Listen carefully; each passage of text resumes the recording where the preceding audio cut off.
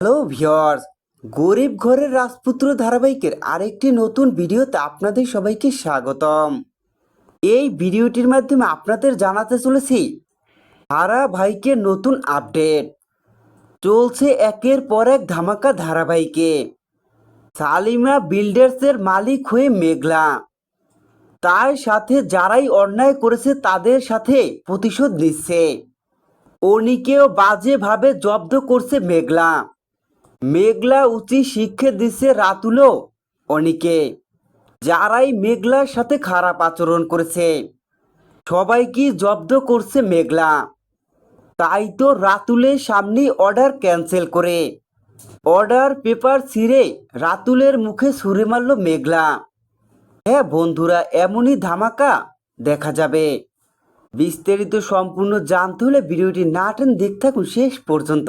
রাতুল যেভাবে সবসময় মেঘলাকে অপমান করেছে, এর জন্যই মেঘলা রাতুলকে উচিত শিক্ষা দেওয়ার জন্য রাতুলকেই অর্ডার দেওয়ার সিদ্ধান্ত নেয়।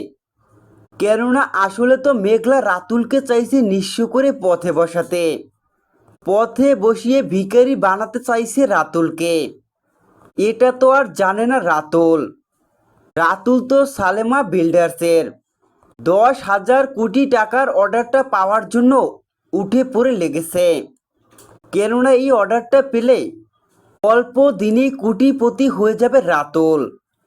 দেখা যায় রাতুল কিছু না বুঝতে পেরে মেঘলার প্ল্যানের ফাঁদে পা দিয়ে ফেলে।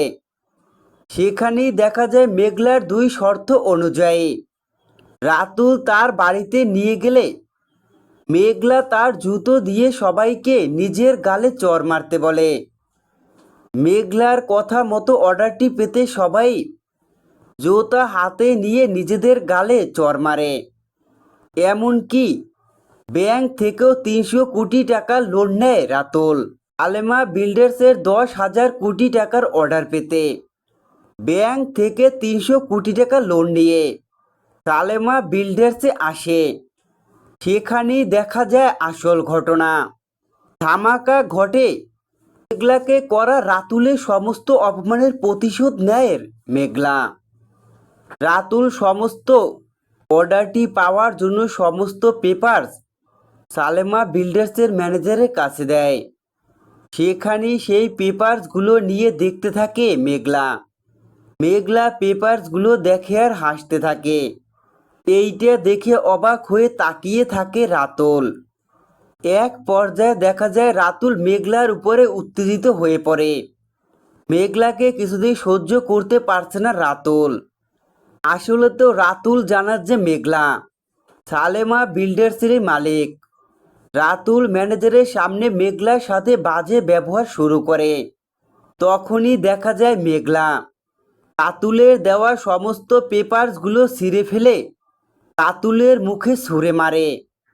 রাতুলের মুখে পেপারসগুলো ছুঁড়ে মেরে অর্ডার ক্যান্সেল করে দেয় মেঘলা। তো বন্ধুরা, মেঘলার সাথে হওয়া সমস্ত অপমানের উচিত জবাব দিয়ে প্রতিশোধ নিল তো মেঘলা। আর এই মেঘলার অর্ডার ক্যান্সেল করার কারণে এবার তো নিঃস্ব হয়ে সর্বস্ব হারিয়ে পথে বসবে রাতুল। তো বন্ধুরা, তোমাদের কি মনে হচ্ছে কমেন্ট করে অবশ্যই জানাও।